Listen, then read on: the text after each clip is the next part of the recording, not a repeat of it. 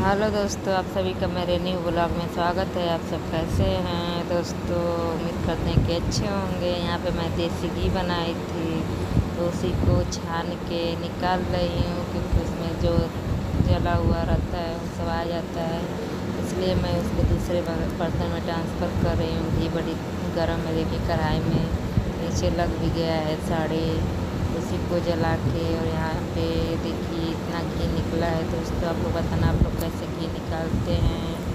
मैं इसको दूसरे बर्तन में रख लूँगी। और यहाँ पे मैं सीधे आपको शाम के टाइम मिल रही हूँ। यहाँ पे बैगन यानी कलौजी बना रही हूँ। इसको बैगन का भरता भी कहते हैं दोस्तों। अच्छी तरह से धो कर और काट कर उसमें से अंदर से उसका गूदा निकाल के अलग कर ली हूँ। और उसका मसाला बना के उसमें एक एक करके सब भर रही हूँ। देखिए, और आप लोग बताना, आप लोग कलौजी कैसे बनाते हैं, यानी कि बैगन का भरता। हम ऐसे बनाते हैं बैगन का भरता।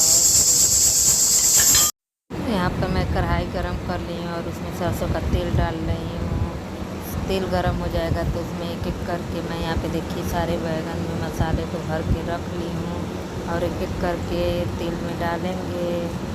देखिए ये बैगन सारा मैंने बना लिया है दोस्तों, और कढ़ाई में इसको डाल दूँगी अच्छी तरह से।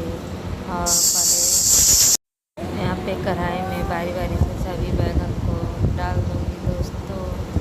देखिए कढ़ाई गर्म हो गया है, तेल भी गर्म है। मैंने पहले डाल के देखा है कि अच्छी तरह से कढ़ाई में तेल भी डुबा है कि नहीं है। देखिए इसमें सारी कलौजियों को मैं डाल देती हूँ अच्छी तरह से, और ऊपर नीचे करके चला दूँगी ताकि अंदर नीचे लगे ना, सब अच्छी तरह से पक जाए दोस्तों।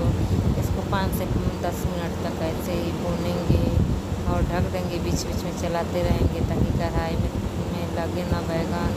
देखिए इसका कलर चेंज होने लगा। हेलो दोस्तों, किसी किसी को कलौजी खाना है बैगन का, किसी को पसंद है कमेंट करके बताना। और देखिए 80% तक मेरा कलौजी बन के तैयार हो गया है दोस्तों। और बताना आप लोग मेरी वीडियो कैसी लगी। प्लीज़ दोस्तों, वीडियो अच्छी लगे तो लाइक सब्सक्राइब शेयर कर दिया कीजिए और मुझे सपोर्ट करिए।